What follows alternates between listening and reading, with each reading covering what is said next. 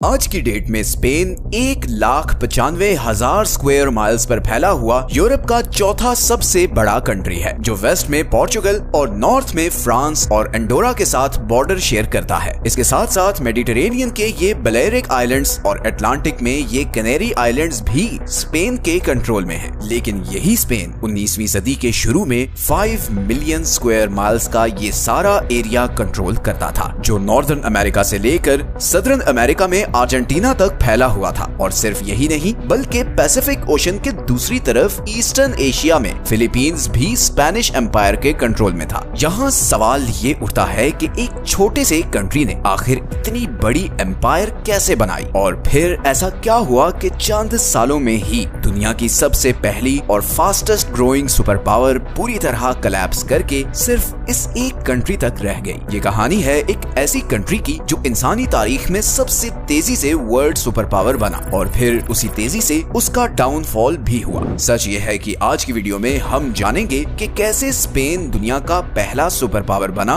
और फिर कैसे the mighty Spanish empire collapse कर गई। चलते हैं 8th सेंचुरी में, जब आज का स्पेन मुसलमानों के कंट्रोल में था और इसे तब अल अंदलुस कहा जाता था। मुस्लिम्स ने करीबन 800 साल तक स्पेन पर हुकूमत की थी। अब गो के इन 800 सालों में स्पेन में साइंस, फिलॉसफी और आर्किटेक्चर में बहुत डेवलपमेंट हुई, मगर मुस्लिम एम्पायर को मुसलसल क्रिश्चियंस की तरफ से रेजिस्टेंस का सामना करना पड़ा, जिसे रीकंकीस्टा कहा जाता है। रीकंकीस्टा असल में वो बैटल्स थी जो कई सेंचुरीज तक स्पेन के आसपास की क्रिश्चियन एम्पायर्स ने स्पेन से मुसलमानों को निकालने के लिए की। 15th सेंचुरी के आखिर तक क्रिश्चियंस 90% स्पेन का कंट्रोल वापस ले चुके थे और मुस्लिम्स का कंट्रोल बस ग्रेनाडा तक रह गया था। तो 15th सेंचुरी में आज का स्पेन 3 क्रिश्चियंस और एक इस्लामिक किंगडम में डिवाइडेड था। फिर 1469 में क्रिश्चियन कंट्रोल को और स्ट्रॉन्ग करने और मुसलमानों को फाइनली स्पेन से निकालने के लिए किंगडम ऑफ कैस्टाइल की क्वीन इजाबेला और अरागोन के किंग फर्डिनेंड II ने आपस में शादी कर ली और मिलकर 1492 में मुस्लिम आर्मीज को बैटल ऑफ ग्रेनाडा में शिकस्त दी और पूरे स्पेन पर कब्जा कर लिया। स्पेन का फुल कंट्रोल लेने के बाद अब इन क्रिश्चियन किंगडम्स के पास मौका था कि वो बाकी दुनिया एक्सप्लोर करें और नए इंटरनेशनल ट्रेड रूट्स से फायदा उठाएं। स्पेन के बिल्कुल साथ पोर्चुगीज एम्पायर तकरीबन 70 साल पहले ही अटलांटिक ओशन को एक्सप्लोर करके अफ्रीका के नीचे से साउथ एशिया और ईस्ट एशिया तक ट्रेड रूट्स डिस्कवर कर चुकी थी, जिसकी वजह से वो ऑटोमन एम्पायर की ट्रेड मोनोपोली को आहिस्ता आहिस्ता तोड़ रही थी। बिकॉज उस वक्त एशिया, मिडिल ईस्ट और यूरोप का सारा ट्रेड ये ऑटोमन एम्पायर ही कंट्रोल करती थी। ऐसे में 1480 में एक इटालियन एक्सप्लोरर क्रिस्टोफर कोलंबस ने स्पेनिश एम्पायर को ये आइडिया प्रपोज किया कि अगर दुनिया गोल है तो एशिया जाने के लिए अफ्रीका के नीचे से गुजरने के बजाय अगर यूरोप की वेस्टर्न साइड पर जाया जाए तब भी एशिया पहुंचा जा सकता है, और वो भी छोटे रूट से। उस वक्त कोई भी नहीं जानता था कि अटलांटिक ओशन के उस पार क्या है। क्वीन इजाबेला और किंग फर्डिनेंड को कोलंबस का ये आइडिया बहुत पसंद आया, बिकॉज वो चाहते थे कि स्पेनिश एम्पायर भी जल्द से जल्द पोर्चुगीज एम्पायर की तरह अपने ट्रेड रूट डिस्कवर करे। 3 अगस्त 1492 को क्रिस्टोफर कोलंबस 3 छोटी सी शिप्स पर स्पेन के शहर पेलोस डे ला फ्रोंटेरा से निकला और 2 महीने के सफर के बाद इस आइलैंड पर पहुंचा। उसे लगा कि शायद वो ईस्टर्न एशिया के ही किसी आइलैंड पर पहुंचा है। उसने इस आइलैंड का नाम सैन सेल्वाडोर रखा और इसके बाद बहामस, नॉर्दर्न क्यूबा और हिस्पानियोला से होते हुए 1493 में वो वापस स्पेन पहुंचा और क्वीन इजाबेला और किंग फर्डिनेंड को बताया कि वेस्टर्न साइड पर बहुत से अनडिस्कवर्ड आइलैंड्स हैं जहां पर अभी तक कोई यूरोपियन नहीं पहुंचा। किंग और क्वीन इन डिस्कवरी से बहुत खुश हुए और उन्होंने कोलंबस को 1493 में 17 शिप्स के साथ दोबारा इस वेस्टर्न साइड के सफर पर भेजा। इस दफा कोलंबस ने सारे कैरिबियन आइलैंड्स को डिस्कवर किया और वहां के लोकल से भी मिला और 1496 तक स्पेन वापस पहुंच गया। फिर 1498 में कोलंबस तीसरी बार इधर आया। इस दफा उसने ट्रिनिडेड, वेनेजुएला और साउथ अमेरिका की नॉर्दर्न साइड को डिस्कवर किया। अभी तक तो कोलंबस को यही लग रहा था कि वो एशिया के कोई अनडिस्कवर्ड आइलैंड्स को डिस्कवर कर रहा है, मगर इस तीसरे सफर में उसे एहसास हुआ कि उसने तो असल में एक अननोन कॉन्टिनेंट डिस्कवर कर लिया है। कोलंबस 1502 में चौथी और आखिरी दफा इस सफर पर निकला। इस दफा उसने सेंट्रल अमेरिकन कंट्रीज जैसे कि पनामा, जमैका, होंडुरस और निकारागुआ को डिस्कवर किया, मगर इसी दौरान वो शदीद बीमार हो गया और उसे वापस स्पेन जाना पड़ा और फिर 1506 में उसकी मौत हो गई। गो के कोलंबस यूरोप से एशिया का छोटा रूट डिस्कवर नहीं कर सका था, मगर इस नए कॉन्टिनेंट की डिस्कवरी ने पूरी दुनिया में हलचल मचा दी थी और कोलंबस की ये डिस्कवरीज पूरी दुनिया की ट्रैजेक्टरी बदलने वाली थी। इन्हीं डिस्कवरीज को लेकर स्पेन और पोर्चुगल में भी एक प्रॉब्लम क्रिएट हो गई कि इस नई जमीन का कंट्रोल किसके पास होगा। इसका हल निकालने के लिए दोनों एम्पायर्स के बीच ट्रीटी ऑफ टॉर्टोइसेस साइन हुई, जिसके मुताबिक यूरोप से बाहर की दुनिया को इन दो लाइंस में डिवाइड कर दिया गया। येलो कलर वाला सारा एरिया स्पेनिश एम्पायर के कंट्रोल में चला गया और ये बीच का सारा एरिया पोर्चुगीज एम्पायर के कंट्रोल में चला गया। इसीलिए साउथ अमेरिका में होने के बावजूद ब्राजील पोर्चुगीज एम्पायर का हिस्सा बना और आज जहां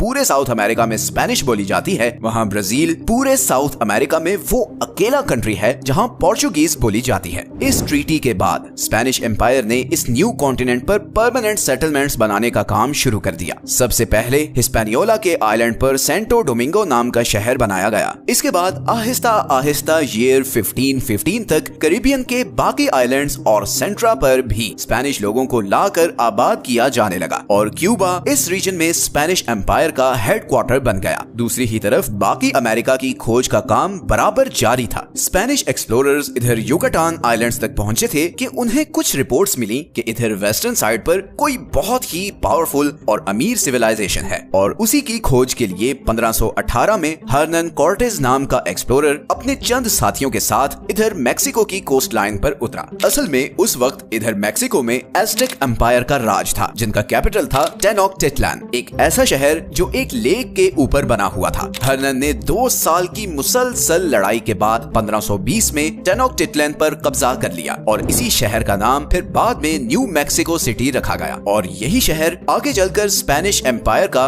एडमिनिस्ट्रेटिव कैपिटल भी बना। लेकिन यहाँ पर एक बहुत बड़ी प्रॉब्लम ये हुई कि स्पेनिश लोग अपने साथ बहुत सी बीमारियां भी लेकर आए थे जिनकी लोकल लोगों में इम्यूनिटी नहीं थी और नतीजतन लाखों लोग इन बीमारियों से मरने लगे। अभी स्पेनिश एम्पायर ने इस नॉर्दर्न साइड का कंट्रोल लिया ही था कि उन्हें ये न्यूज मिली कि नीचे साउथ अमेरिका में भी एज़टेक की तरह की बहुत सी एडवांस्ड सिविलाइजेशंस हैं। उस वक्त साउथ अमेरिका की वेस्टर्न साइड पर ये एंडेस माउंटेन रेंज के साथ इस सारे एरिया में जहां आज पेरू, इक्वाडोर और बोलिविया हैं, वहां इनका सिविलाइजेशन का राज था। अगले 12 सालों में स्पेनिश एम्पायर ने इस सारे एरिया पर भी कब्जा कर लिया और इस दफा उनकी जीत में सबसे बड़ा रोल उन बीमारियों का था जो वो अपने साथ यूरोप से लाए थे, क्योंकि ज्यादातर लोकल लोग इम्यूनिटी ना होने की वजह से इन बीमारियों से मारे जाते थे, तो स्पेनिश से लड़ने के लिए बहुत कम लोग बचते थे और नतीजतन स्पेनिश आर्मीज आसानी से शहरों पर कब्जा कर लेती थी। तो 1530s में स्पेनिश एम्पायर इस सारे येलो हाईलाइटेड एरिया को अपने कंट्रोल में ले चुकी थी। अभी तक ये नॉर्दर्न अमेरिका, जिसे आज हम यूएसए और कनाडा के नाम से जानते हैं, वो डिस्कवर नहीं हुआ था। सिर्फ 1539 में एक स्पेनिश एक्सप्लोरर हर्नांडो रिजोर्टो ने फ्लोरिडा, जॉर्जिया और टेक्सास तक सफर किया, बट स्पेनिश एम्पायर ने ऑफिशियली यहाँ पर कोई कॉलोनीज नहीं बनाई। तो एक तरफ इधर अमेरिका में जब ये सब हो रहा था, वहीं पैसिफिक ओशन की दूसरी तरफ स्पेनिश एक्सप्लोरर फर्डिनेंड मैगेलन ने ईस्टर्न एशिया में ये आइलैंड्स डिस्कवर किए, जिन्हें आज हम फिलीपींस के नाम से जानते हैं। 1570s तक स्पेनिश एम्पायर ने फिलीपींस का भी पूरा कंट्रोल ले लिया था और यहाँ से अब वो एशियन जियोपॉलिटिक्स पर नजर रख रही थी। 16th सेंचुरी में जैसे जैसे स्पेनिश एम्पायर फैल रही थी, वैसे वैसे उन्हें रिसोर्सेज और पैसे की जरूरत पड़ रही थी और इसीलिए वो बहुत एग्रेसिवली साउथ अमेरिका में रिसोर्सेज ढूंढ रहे थे। स्पेनिश एम्पायर को मैक्सिको, बोलिविया और पेरू में बहुत सी गोल्ड और सिल्वर माइंस मिली थी, जिनसे सोना और चांदी निकालकर स्पेन भेजा जाने लगा। 16th सेंचुरी के आखिर तक स्पेन में साउथ अमेरिका से इतना सोना आ रहा था कि वहाँ पर इसे स्टोर करने की जगह खत्म हो रही थी। पूरी दुनिया की 80% गोल्ड और सिल्वर सप्लाई स्पेन जा रही थी। साउथ अमेरिका के रिसोर्सेज पूरी तरह एग्जॉस्ट हो रहे थे और साथ ही में यहाँ स्पेनिश लोगों के आने से एक अजीब सी हाइब्रिड सोसाइटी बन रही थी। एक तरफ मेस्टीजो पॉपुलेशन थी, जो बेसिकली वो लोग थे जो स्पेन से आए और उन्होंने यहाँ पर लोकल औरतों से शादी की। इनके बच्चे मेस्टीजो कहलाते थे। दूसरी क्लास थी क्रियोस, ये बेसिकली वो बच्चे थे जिनके माँ बाप थे तो स्पेनिश बट वो पैदा यहाँ अमेरिका में हुए थे। तीसरे थे पेनिनसुलारिस। इनको प्योर ब्लड भी कहते थे बिकॉज ये वो लोग थे जिनके पेरेंट्स स्पेनिश थे। ये स्पेन में ही पैदा हुए थे और यहाँ बस रूल करने के लिए भेजे गए थे। तो ये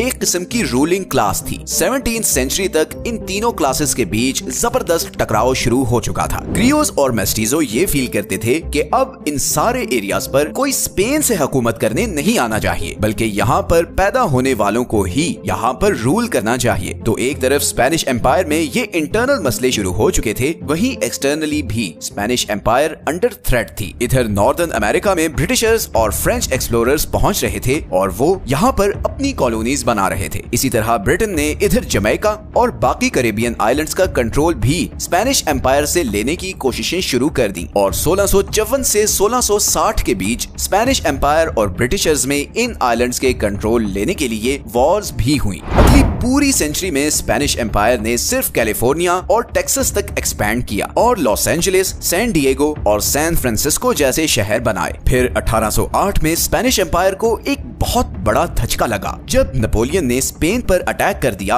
और एक साल में ही पूरे स्पेन पर कब्जा कर लिया। इधर साउथ अमेरिका में मौजूद क्रियोज और मेस्टिजो पॉपुलेशन को स्पेनिश एम्पायर से आजादी हासिल करने की अपॉर्चुनिटी नजर आई और उन्होंने स्पेनिश एम्पायर के खिलाफ रिवोल्ट कर दिया। 1808 से 1810 के बीच इन सारे एरियाज में वॉर्स ऑफ इंडिपेंडेंस शुरू हो गई। सबसे पहले 1816 में अर्जेंटीना ने इंडिपेंडेंस डिक्लेयर कर दी। फिर 1818 में चिली और 1819 में कोलंबिया ने भी स्पेनिश एम्पायर से आजादी हासिल कर ली। 2 साल बाद ही मैक्सिको भी स्पेनिश एम्पायर के कंट्रोल से आजाद हो गया और फाइनली 1824 में पेरू ने भी इंडिपेंडेंस डिक्लेयर कर दी। तो लिटरली सिर्फ 8 सालों में 400 साल पुरानी स्पेनिश एम्पायर कोलैप्स कर गई थी। 19th सेंचुरी के आखिर तक स्पेनिश एम्पायर के कंट्रोल में सिर्फ क्यूबा, पुर्टो रिको, कैरिबियन के कुछ आइलैंड्स और फिलीपींस रह गए थे। 1895 में फाइनली क्यूबा में भी वॉर ऑफ इंडिपेंडेंस शुरू हो गई जिसमें यूएसए भी इन्वॉल्व था और 3 साल बाद ही स्पेनिश एम्पायर ने हार मान ली और ये लास्ट रिमेनिंग कंट्रीज भी स्पेनिश एम्पायर के कंट्रोल से निकल गए। 400 साल तक आधी दुनिया पर हुकूमत करने वाली, दुनिया की 80% गोल्ड सप्लाई कंट्रोल करने वाली द माइटी स्पेनिश एम्पायर अब कोलैप्स करके सिर्फ इस छोटे से आइलैंड तक रह गई थी जिसे आज हम स्पेन के नाम से जानते हैं। तो ये थी स्पेन की स्टोरी। हम ऐसे ही दुनिया की बड़ी बड़ी एम्पायर्स की हिस्ट्री और डाउनफॉल से रिलेटेड वीडियोस ला रहे हैं और अगर ये आइडिया आपको पसंद आया है तो हमें कमेंट्स में जरूर बताएं ताकि हम ऐसी वीडियोस ज्यादा से ज्यादा बनाएं। ये हैं वो सारे सोर्सेज जहां से हमने इस वीडियो के लिए कंसल्ट किया है। आपके कमेंट्स का इंतजार रहेगा क्योंकि नेक्स्ट वीडियो आपकी सजेशन पर ही होगी। अपना ख्याल रखें। अल्लाह हाफिज।